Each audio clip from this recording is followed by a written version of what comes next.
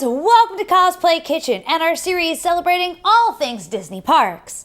Today I am Disney bounding my favorite, Professor Ludwig von Drake, and we are going to be making a pickle!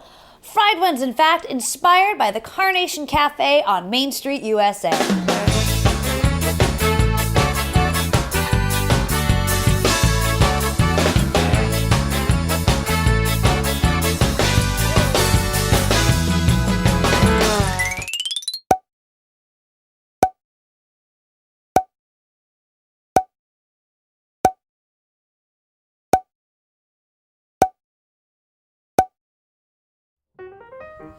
First thing we have to do is dry off our pickles, because pickles, if you have not noticed, are wet. Use whichever dill pickles you use normally, because chances are if you use them normally, you like them. If you're using dill pickles in your everyday life that you don't like, well then, what's your problem? Make sure you only use whole slices. If you have any of those sad ones that are not full anymore, do not use them, as they will fall apart when you go to fry them. Once you have your pickles laying down, throw another over. Whoop! Take about 1 minute and they will dry off. Now we are going to assemble our batter, starting with 1 egg, our milk. Beat the egg and the milk together. We are using box Jiff cornbread mix. Now, if you're thinking, I'm going to go out and buy just cornmeal and flour and it'll be just fine, no. Trust me, that little bit of baking soda and sugar that is inside this mix is going to make all the difference in the world for how your overall texture of your batter is going to be.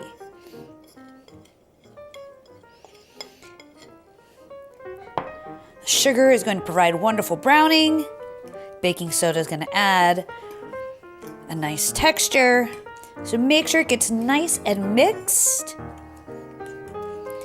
If it looks like it's a little too thick, then feel free, add a little bit of more milk to make it just a little bit more runny. You want it to look just about like a loose pancake batter. All right, we are now ready to dip those pickles. We have our flour, we have our batter, and we have our panko breadcrumbs. Always make sure that you put flour on your pickles, because pickles are wet, and you put the wet in the wet, and then they don't... Flour. Flour first, yes. We're going to do 5 pickles at a time into the flour. Tiny little pickle. Whew, so cute. Get all of them lightly covered with the flour. With the dry hand, take the wet hand. Cover it in the batter. Woo. Shake off the batter a little bit, put it in the panko. And go back around again. Flour, batter, panko, pickle, flour, batter, panko, pickle, pickle, pickle, panko, pickle, panko. So it's like a train. Panko, pickle, panko, pickle, panko, pickle, panko, pickle. Ooh, don't mix that one up. Then you have a pickled panko. Ooh, I don't think that's any good. And now we shall present to you the dangers of the clubbed hand. Sounds like a bad horror movie. This is why you have a dry hand and a wet hand. Let me demonstrate. When the hand goes into the flour, and then the floured hand goes into the batter, and then the battered hand goes into the panko, and then the panko goes into the flour, and then the flour goes into the clubbed, and then the clubbed goes into the panko, and then the panko goes into the batter, and the batter goes into the flour, and the next thing you know... It's very bad. Just like when we were battering up our pickles, we now need to make sure that everything is in its place. We have our pickles. We need those. We have our draining rig with our paper towel underneath. We have our oil heating. We have our thermometer. We have our spider. That's not the right spider. That's not the spider. I wonder where I put that little Dickens. A spider. Our oil has heated up to 350 degrees. So now we are going to gently drop in 5 pickles at a time. 1, 2, 3, 4, 5 pickles. Woo! Look at them go. Go, pickles, go! When they just start to brown a little tiny bit, you want to flip them over. Ready, set, flip, pickle. Flip, pickle. Flip, pickle. Flip, flip. Oh, such well-trained pickles.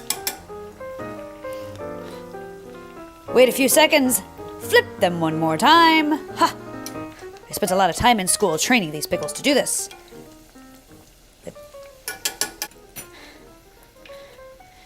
And just when they start to look like they've had a nice weekend in Bermuda, pull them out.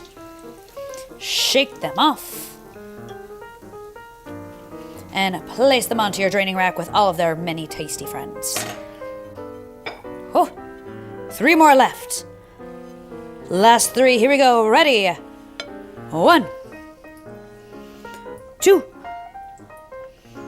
3. The best ones are the warty ones at the bottom of the barrel. Thanks, camera guy. Just got weird.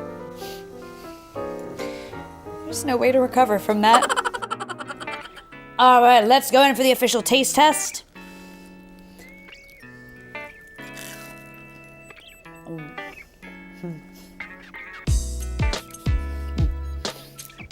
The Japanese breadcrumbs. Give it a fantastic crunch. I dare say, I don't know if it's because they're tainted with nostalgia, but I feel like they're better. Thank you so much for joining us. If you are enjoying this Disney Parks Disney Bound series, let us know in the comments below. If there's a recipe you'd like to see, also please feel free to give us a shout out. Check us out on both Facebook and Instagram. And in the meantime, come back and check out our second of our Disney Parks series and donate Yellow Snow.